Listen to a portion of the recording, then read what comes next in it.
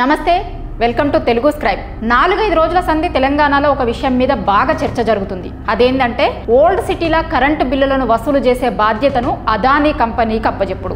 ఎందుకు ఓల్డ్ సిటీలో మాత్రమే ఈ ప్రయోగం చేయబోతున్నారు ఫస్ట్ అనేటువంటి దానికి ప్రభుత్వం చెప్తున్నటువంటి వర్షన్ ఓల్డ్ సిటీలో బకాయిలు ఎక్కువ ఉన్నాయి కాబట్టి ఫస్ట్ అక్కడ స్టార్ట్ చేస్తున్నాము అనేటువంటిది. కానీ ప్రభుత్వం ఎక్కడా చెప్పట్లేదు, కేవలం ఓల్డ్ సిటీతోనే దీన్ని స్టాప్ చేస్తాం అనేటువంటి విషయాన్ని కూడా చెప్తలేదు. అంటే ఫస్ట్ ఓల్డ్ సిటీతో స్టార్ట్ అవుతుంది, తర్వాత ఎక్కడికి పోతుంది అనేటువంటిది ప్రభుత్వమే చెప్పాలి తెలంగాణ ప్రజలకు. ఓల్డ్ సిటీ అంటే ఎంఐఎం అంటే ఓల్డ్ సిటీ అనేటువంటి ప్రచారం ఉంది, అందరికీ తెలిసిన విషయమే. ఎందుకంటే ఓల్డ్ సిటీకి సంబంధించి ఏ చిన్నది జరిగినా కూడా ఎంఐఎం పార్టీకి సంబంధించినటువంటి నేతలందరూ కూడా మాట్లాడతారు. ఎంఐఎం పార్టీకి సంబంధించినటువంటి అసదుద్దీన్ ఓవైసీ కావచ్చు, అక్బరుద్దీన్ ఓవైసీ అయితే ఎంఐఎం పార్టీ ఓల్డ్ సిటీకి సంబంధించి ఏ విషయమైనా కూడా స్పందిస్తుంది. కానీ ఇప్పుడు రాష్ట్ర ప్రభుత్వం తీసుకుంటున్నటువంటి నిర్ణయం ఓల్డ్ సిటీలో ఫస్ట్ విద్యుత్ బకాయిలకి సంబంధించి అదానీ కంపెనీకి అప్పజెప్పబోతున్నాము అనేటువంటి దానిపైన ఇప్పటి వరకు ఎంఐఎం పార్టీకి సంబంధించినటువంటి నేతలు ఎందుకు స్పందించడం లేదు అనేటువంటిది ఇప్పుడు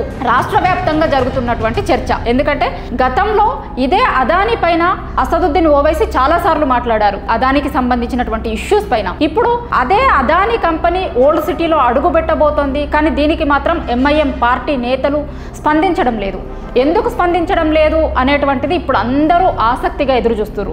గత ప్రభుత్వం ఉన్నప్పుడు ఓల్డ్ సిటీకి సంబంధించి ఏ చిన్న విషయం జరిగినా కూడా అప్పుడు బీఆర్ఎస్ ప్రభుత్వంతో మాట్లాడేటువంటి వాడు అప్పుడు ఉన్నటువంటి ఎంఐఎం నేతలు, అసదుద్దీన్ ఓవైసీ లాంటి వాళ్ళు. అయితే ఇప్పుడు ఎందుకు రేవంత్ సర్కారు తీసుకుంటున్నటువంటి నిర్ణయాల పట్ల రేవంత్ సర్కారుతో అసద్ కానీ అక్బర్ కానీ మాట్లాడలేకపోతున్నారా, లేదు అంటే కావాలనే సైలెంట్గా ఉన్నారా ఎంఐఎం పార్టీకి సంబంధించినటువంటి నేతలు అర్థం కావట్లేదు. ఎందుకంటే ఇది ఓల్డ్ సిటీకి సంబంధించినటువంటి వాళ్ళ జీవితాల్లో పెను మార్పులు తీసుకొచ్చేటువంటి డెసిషన్.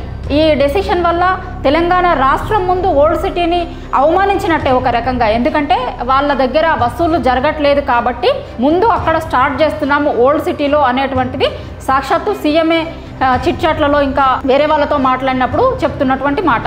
గతంలో మొన్న జరిగినటువంటి పార్లమెంట్ ఎన్నికల్లో ఇదే ఎంఐఎం పార్టీకి సంబంధించినటువంటి అసదుద్దీన్ ఓవైసీ కొన్ని చోట్ల కాంగ్రెస్ పార్టీకి సంబంధించినటువంటి అభ్యర్థులకు ఓట్లు వేయండి అనేటువంటిది బహిరంగంగానే చెప్పాడు. सिकंदराबाद में मोटे को जिताओ, निजामाबाद में जिसकी सफेद बाल ज्यादा है उसको जिताओ, चिवल्डा में जो दुबला है उसको जिताओ।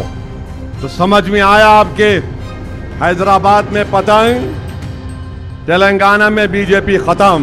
ఆ ఓట్లు వేయండి అని చెప్పినటువంటి అదే అసద్ ఈరోజు అదే కాంగ్రెస్ గవర్నమెంట్ తీసుకున్న నిర్ణయం పట్ల ఎందుకు మాట్లాడట్లేదు అనేటువంటి ప్రశ్న అందరి మెదడులలో ఉంది. అయితే దీనికి ఎంఐఎం పార్టీ నేతలే సమాధానం చెప్పాలి. ఈ అంశం పైన ఎందుకు మాట్లాడటం లేదు అనేటువంటిది, అదేవిధంగా ఎందుకు ఇట్లాంటి నిర్ణయం తీసుకోవాల్సి వచ్చింది అనేటువంటిది రాష్ట్ర ప్రభుత్వం మరింత వివరంగా ఓల్డ్ సిటీ ప్రజలకు చెప్పాల్సిన అవసరం ఉంది. దాంతోపాటు ఎంఐఎం నేతల మౌనం ఎందుకు అనేటువంటిది కూడా ఎంఐఎం నేతలే ఓల్డ్ సిటీ ప్రజలకు చెప్పాల్సిన అవసరం ఉంది.